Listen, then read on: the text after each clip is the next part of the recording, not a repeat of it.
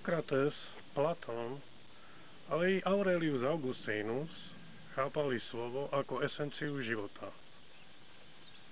Vedeli, že bez tohto výrazu života vlastne niet ani života. V slove je totiž tá podstata všetkých vecí, ktoré súvisia s ľudským údelom. Sokrates, a teda Platón, vnímali dialóg ako cestu k hľadaniu pravdy. Aurelius Augustinus rozmýšľal nad slovom ako keby nad prenosom energie. Jedna vôľa, moja vôľa, sa prenáša do vôle iného človeka. Pôsobím na myslenie iných. Vibrujem, vysielam akúsi energiu. A tá energia sa stáva bohatstvom iných ľudí. Svätý Ján vo svojich evanjeliách zdôrazňuje aspekt slova ako podstaty života. Slovo je život, život je slovo. Bez slova niet života, bez života niet slova. Preto preňho má slovo jednoznačne božský pôvod. V tejto chvíli nejde o to, aby sme skúmali, či je slovo viac božské alebo viac ľudské. Každopádne je to nástroj, je to dar, ktorý človek má ho k dispozícii a mal by ho využívať.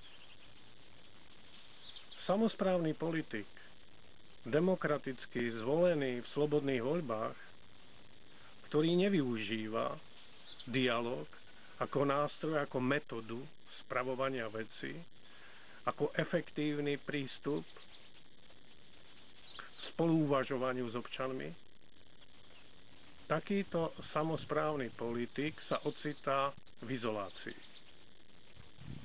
Je povinnosťou všetkých politikov, primátorov predovšetkým, viesť takýto dialog.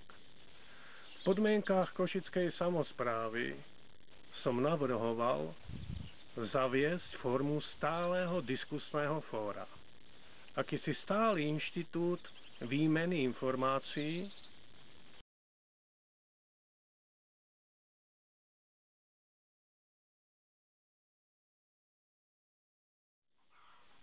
Je veľkou škodou, že táto myšlienka stáleho diskusného fóra v podmienkách košickej samosprávy nenašla u terajšieho vedenia samosprávy odozvu a iba dva takéto tribúny boli vlastne iba pokusom niečo také v košických podmienkách zaviesť.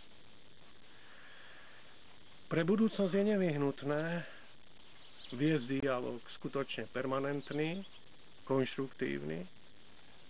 Aj takouto formou verbálnej komunikácie pomáhať poznávaniu života a napomáhať šíreniu informácií a hľadaniu pravdy.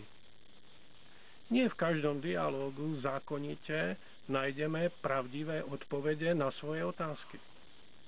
V každom prípade však len v takejto konfrontácii medzi ľuďmi sa dokážeme k takejto pravde priblížiť a takéto priblíženie nám umožní hľadať lepšie spôsoby na ceste k spokojnému životu.